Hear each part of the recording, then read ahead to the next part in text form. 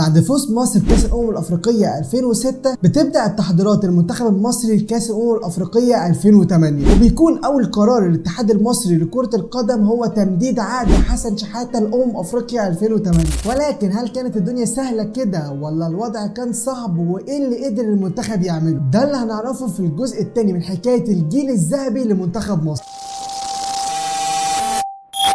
بتبدا مصر التصفيات المؤهله لامم افريقيا 2008 وبتقع في مجموعه بتضم موريتانيا وبوروندي وبوتسوانا، وعلى الورق بتكون المجموعه سهله جدا لمنتخب مصر، ولكن اللي بيحصل في ارض الواقع ما بيكونش كده خالص. علشان بتكسب مصر ماتشاتها اللي في القاهره بتتعادل كل ماتشاتها اللي بره القاهره، ولكن بتقدر مصر هي تخلص المجموعه في الصداره ب 12 نقطه وتتاهل افريقيا 2008. وبرغم ان المنتخب بيخلص المهمه وبيتاهل، الا ان بتكون في انتقادات كبيره جدا بسبب طبعا سوء الاداء في التصفيات، ان المنتخب اتعادل كل الماتشات اللي بره ارضه، رغم ان المنتخب في الفتره ما بين 2006 و2008 لعب 22 ماتش، كسب 12 وتعادل في 7 وخسر 3 من اسبانيا واليابان والاوروجواي. ما اكيد انت مش هتكسب الثلاثه دول. بتبدا التحضيرات افريقيا 2008 وبتكون قائمه مصر فيها بعض المفاجآت، اولها استدعاء اللاعب هاني سعيد في مركز الليبرو، واللاعب ده بتكون عليه انتقادات كبيره جدا بسبب بطئه في الملعب. تاني واحد في القائمه استدعاء اللاعب محمد زيدان مهاجم هامبورج الالماني، اللي بعد ما يخلص البطوله والموسم هيسيب هامبورج ويروح بروسيا دورتموند مع يورجن كلوب. اما بقى الناحيه الثانيه في الاستبعادات، فاول لاعب احمد حسام ميدو للاصابه، وبيجي بعديه على طول محمد بركات هو كمان للاصابه. بخلاف كده مفيش اي مفاجات تاني في القائمه، والجيل 2006 كله موجود. بتبدا البطوله وبيكون فريق كوت ديفوار هو اكتر فريق مرشح ان هو يكسب البطوله دي، وده ما كانش ترشيح من الهوا، ده كان ترشيح بسبب كميه اللعيبه اللي عندهم. عندك مثلا يا سيدي ديدي دروجبا وسالمون كالو لاعبات تشيلسي، ومعاهم يايا توريه من برشلونه وايمانويل ابوي وكولو توريه من ارسنال. ما شاء الله، يعني ده مش فريق نروح بيه افريقيا، ده فريق نغزو بيه العالم. بيبدا دور المجموعات وبتقع مصر في مجموعه بتضم الكاميرون والسودان وزامبيا، وبتقدر مصر في اول ماتش ليها قدام الكاميرون ان هي تكسبهم بنتيجه كبيره جدا 4-2 بهدفين لمحمد زيدان، وخليكم فاكرين الاسم ده قوي عشان قدام هيتشقل، والهدفين التانيين من نصيب المدفعجي حسني عبد ربه. والنتيجه دي كانت بدايه قويه جدا للمنتخب المصري في الوقت ده، ما كانش فيه اي حد متوقع. تقريبا كده الكاميرون كانوا فاكرين ان مصر بتلعب كره شراب. انت فين يا عم صامويل ايتو؟ محدش شافك في الملعب. اي نعم هو بيجيب جونين في الماتش ده ضد مصر، ولكن بيخسروا بالاربعه، والنتيجه دي طبعا بتخلي المعنويات كلها في السماء. والناحيه الثانيه بتسكت كل المشككين في جاهزيه المنتخب للبطوله دي. كلام كتير جدا سمعناه قبل البطوله عن عدم جاهزيه المنتخب، ولكن بتيجي نتيجه الكاميرون وتدي معنويات حلوه قوي للجمهور وللعيبه. بتدخل بعدها مصر ماتشها التاني ضد السودان في ماتش بيكون سهل قوي على المنتخب المصري، وبتقدر مصر هي تخلص الماتش 3-0 بهدف للمدفعجي حسني عبد ربه و2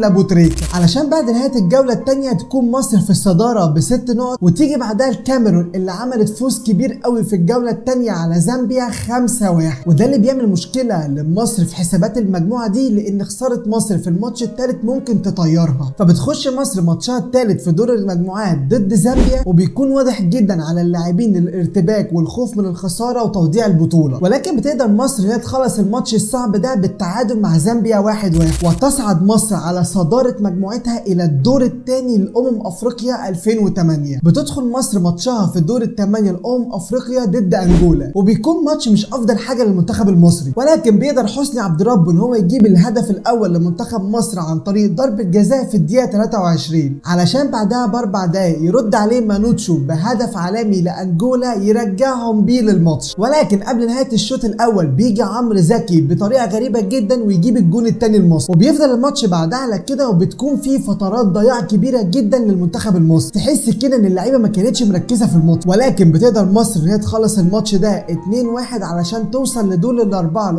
افريقيا 2008. بعدها بتخش مصر ماتشها في دور الاربعه افريقيا 2008 ضد كوت ديفوار، الفريق اللي اصلا مرشح انه ياخد البطوله دي. عندهم جيل صعب جدا تكسبه، واللي زود الطينه بله اداء منتخب مصر ضد ماتش انجولا، فالتوقعات كلها رايحه لكوت ديفوار، واحنا طبعا متعودين ما دام التوقعات رايحه لاي حد غير مصر يبقى مصر هتكسب. بيبدا الماتش مع الدقيقه 12 صاروخيه من احمد فتحي بتخبط في احد مدافعي كوت ديفوار تغلط الحارس وتخش جول، علشان دي تكون بدايه مثاليه جدا للمنتخب المصري. بعدها بتضغط كوت ديفوار وتضيع اهداف كتيره جدا مضيه بتذاعش وفي تألق لعصام الحضري لغايه الدقيقه 61 لما بيقرر عمرو زكي ان هو يجيب برأسيه الهدف الثاني لمصر. بعدها بدقيقتين بيرد عليه كايتا بصاروخيه بيجيب بيها الهدف الاول لكوت ديفوار ويرجعهم للماتش، ولكن بيجي عمرو زكي في الدقيقه 67 بصاروخيه بيجيب الثالث لمصر ويقتل الماتش تماما، علشان يفضل الماتش على كده لغايه الدقيقه 91 لما بيجيب ابو تريكه الرابع لمنتخب مصر، وتفوز مصر على كوت ديفوار 4-1 في ماتش حقيقي كان رائع جدا من منتخب مصر، وتصعد مصر النهائي عشان تلعب النهائي الثاني ليها على التوالي في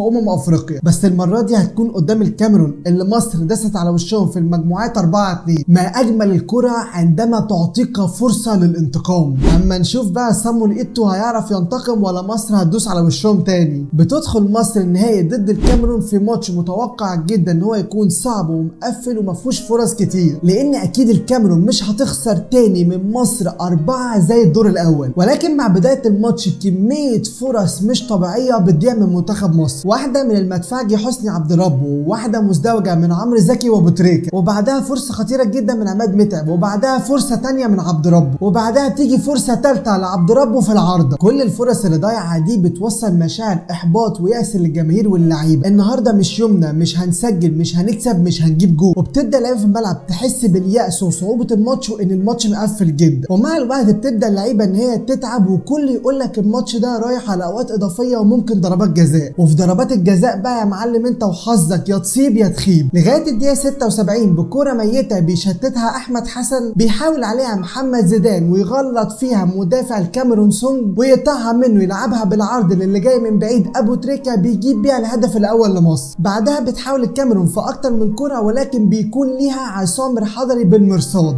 علشان يخلص الماتش 1-0 لمنتخب مصر، وتفوز مصر افريقيا الثانيه ليها على التوالي. والفوز ده بيوصل مصر لكاس العالم للقارات في جنوب افريقيا 2009، وكمان هتلعب مصر التصفيات المؤهله لكاس عالم 2010 في جنوب افريقيا. ايه بقى اللي حصل للمنتخب في حفله البطولات دي؟ ده اللي هنعرفه في الجزء الثالث من حكايه الجيل الذهبي لمنتخب مصر. لكن طبعا في النهايه ما تنساش اللايك والسبسكرايب والفولو، وروحوا اتفرجوا على الحكايات القديمه. سلام.